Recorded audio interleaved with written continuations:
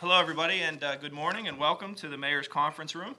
I'm excited that we're all here today because in many ways, I know personally and all of us have been eagerly waiting for this day, the day that we can congratulate the first graduating Pittsburgh Promise Scholars. The Promise is something that's been near and dear to my heart since I co-founded it with then Superintendent Mark Roosevelt in the Pittsburgh Public Schools in 2007. Since then, over 3,000 students have pursued higher education thanks to the Promise, and the scholarship amount has doubled. So qualified students now can receive up to $40,000 to pursue higher education. The Pittsburgh Promise is a true testament to this city and region's dedication to reform our schools and focus on our future by investing in our young people who are here to my right. By engaging our youths and tapping into the promise that lies in each of them, we are ensuring that our region remains vital and competitive in tomorrow's economy. And the Promise is more than just a scholarship.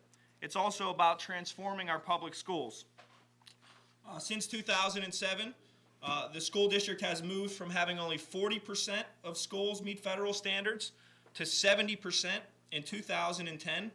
And while many underperforming and underutilized schools were closed, new schools also opened, specialized schools that are also performing at very high levels.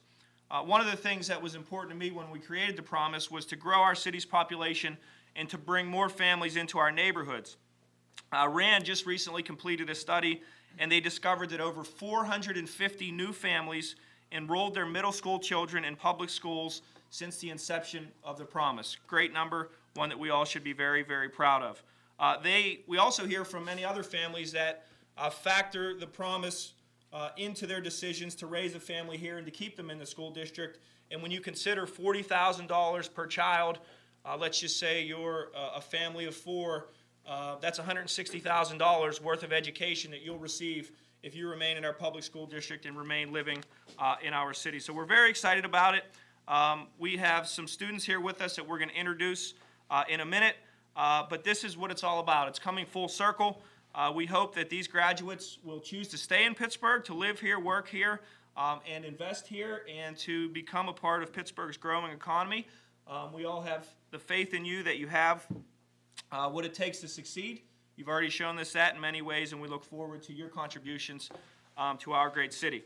At this time, I'm going to introduce Salim Gubril, who's the Executive Director of the Pittsburgh Promise, who has been pivotal in guiding the program's success in the right direction.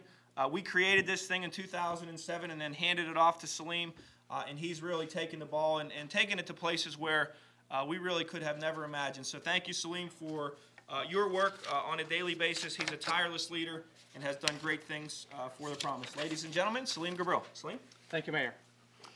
Well, Mr. Mayor, back in December 2006, when you and the superintendent announced the Pittsburgh Promise, you knew then that our neighborhoods and our schools needed a spark of sorts to ignite, to fire up the reform of our schools and the development and growth of our neighborhoods. And you took a rather bold, rather daring step to make an announcement that was unprecedented. This continues to be the largest promise of its kind in any city in the country. So you took a daring step, and maybe the next biggest daring step you took was by hiring me to lead it, and I'm grateful for that. And you know, while our commitment to reforming our schools is top of mind, and our commitment to developing our neighborhoods and making them more attractive is equally top of mind, what we have never forgotten, never lost sight of, and never will lose sight of, and that is Pittsburgh's promise.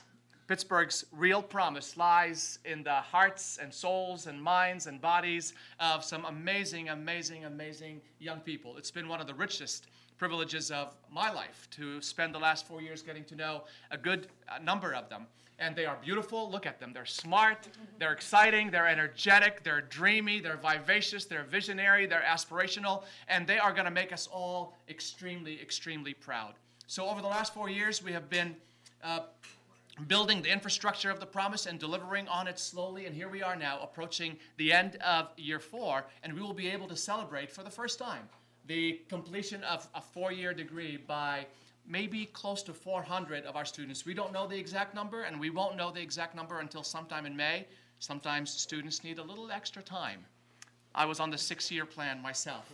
So we'll know in May what the exact number is. So out of 3,200 students in college, we think about 400 will graduate with their 4-year degrees. About 200 have already graduated with their 2-year degrees or diplomas or workforce certificates and have already joined the marketplace.